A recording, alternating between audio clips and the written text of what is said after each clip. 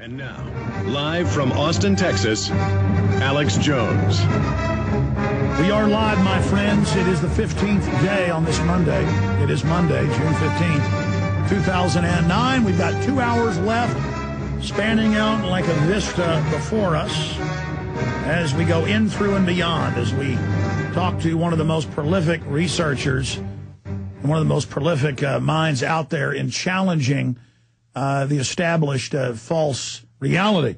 He is a great dispenser of hundreds of millions of red pills to humanity. And he has taken a lot of people very, very deep down the rabbit hole indeed, to where we're not in Kansas anymore. And you can question and debate the perceptions through the rose-colored darkly that David Icke looks through. But be careful that when you're getting the speck out of his eye, you don't get the giant beam out of yours. It's important to get that beam out. We all see through different perceptions, but certainly the perception of David Icke is proven to be much more clear than the average man or woman out there. So it's always great to have David with us. I have a host of issues I want to talk to him about: where the New World Order is going, what they're doing currently, trying to start World War III with Iran, trying to start things up over there, trying to start things up with North Korea, knowing they're in the middle of a power sharing and a power transfer, saying they're going to board their ships, a new Cuban Missile Crisis. Again, we're not defending North Korea or Iran. The point is, it's the bigger globalist evil using a smaller evil to bring in a global distraction. And the South Ossetia conflict, NATO encircling Russia, Pakistan, all of this today as the world launches into economic collapse, launches into worldwide warfare as the RAND Corporation has called for. So joining us, DavidIcke.com is the website. Our websites are Infowars.com and PrisonPlanet.com. is the great David Icke. David Icke, thank you for joining us. It's a pleasure, Alex. How are you? Good. You heard me run down some of the ideas of things that I think are important right now. Let's start with suddenly somebody flips a switch and there's world crises. We're on the edge of nuclear war. They're saying North Korea is going to nuke. They're saying they're going to nuke people. Months ago, you were on the show 3 or 4 months ago, and you said you thought they were gearing up for a world war. Yeah, well, that's where they want to go, because the world wars have served them very well. Nothing changes society quicker and more fundamentally and completely irreversibly than a war.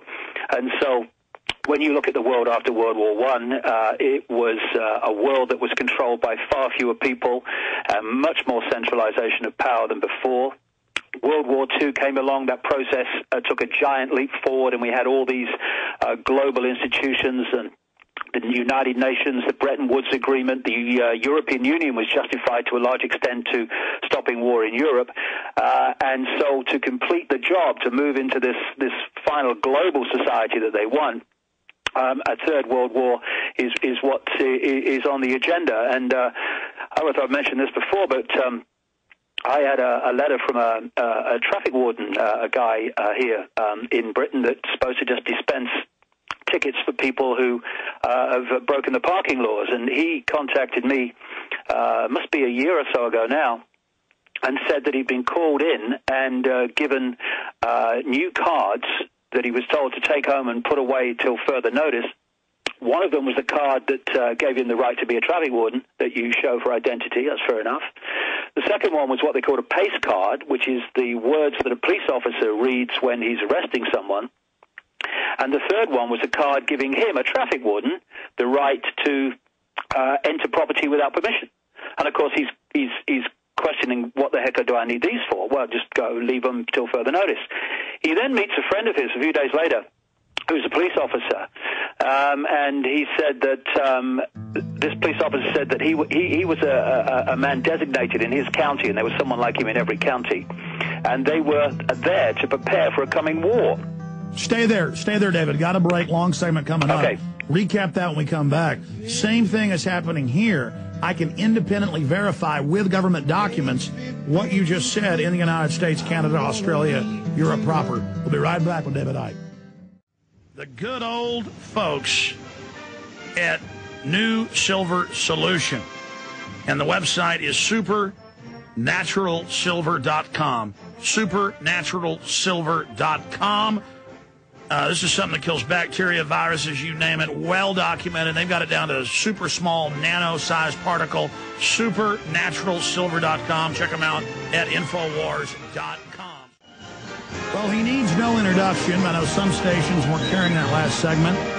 He was telling a story about a traffic warden who he knows in England, who said he was given a card to put away for secret emergencies to be able to enter homes without warrants. And then his friend didn't really know what that would be used for. Then he talked to another police officer who explained to him the key piece of the puzzle. And then I was saying to David, I can independently verify, this is even in our news, with InfraGard, that we told people about a year before it was in the news. Now they admit it. 56,000 and growing. That's a year-old numbers. Infrastructure protection, key people in power plants, refineries, businesses. I have a guy here who worked in LCRA security. And 6 years ago, about a year before he worked here, they gave him a card for infrastructure security, basically a get out of jail free card. And all the police have these badges. They're supposed to keep them away. And they're saying, oh, yes, the American people are the terrorists. The British people are the terrorists. Homeland Security's for them. Martial law is coming. A war is coming. David, continue with what the police officer told you. Well, the police officer, who was a friend of this traffic warden, he called him aside one day and said, look, because I'm a good friend of you, I'm going to tell you this. But he said 5 times in the conversation, you must not tell anyone else. And what the police officer said was that he had a job in that county, and there was someone like him in every other county of the United Kingdom. And their job in the police force was to prepare for a coming war, which they knew was coming, and they were preparing for it well in advance. And that the military and the regular police were going to be used to meet what they knew was coming in terms of civil unrest in the streets when that war started and then the build-up to that war. And he said, you people, traffic wardens and private security guards and other such people, are going to be given powers that the police normally do, so that you can do those things while we're dealing with the civil unrest as a result of this war. And very, very shortly after the traffic warden contacted me, the government changed the name of traffic wardens from traffic wardens to civil enforcement officers, and gave them more powers, not all the powers, but more powers that the police normally do. And then about 6 months later, the government announced a new type of person called accredited persons. And these were, wait for it, private security guards and all the kind of people that the policeman had listed who were going to be given the right to stop and question people, to hand out certain fines, to hold them till the police arrived. And it's all part of this layer-by-layer building of self-policing, the people self-policing each other. Because, of course, when there's a few of you and you want to control the many, there's not enough of you physically to do it. So you have to get your target population, or many of the people within it, to police the target population. You have to get the sheep herd to police each other, so they don't need so many sheepdogs externally and shepherds externally, that the sheep are doing it for themselves.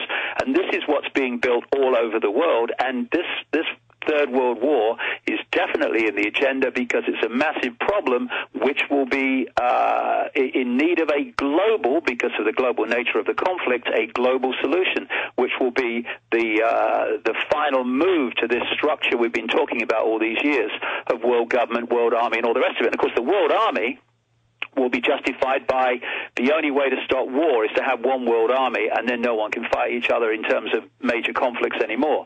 These are the kind of things we're going to be seeing unfolding. Okay, David, I just want to back you up because people are hearing this or months from now watching this on YouTube or prisonplanet.tv, and they're saying, okay, what's the proof? Everything David just said, every term he used, I have hundreds of mainstream articles, government documents. Let me just go over a few of them.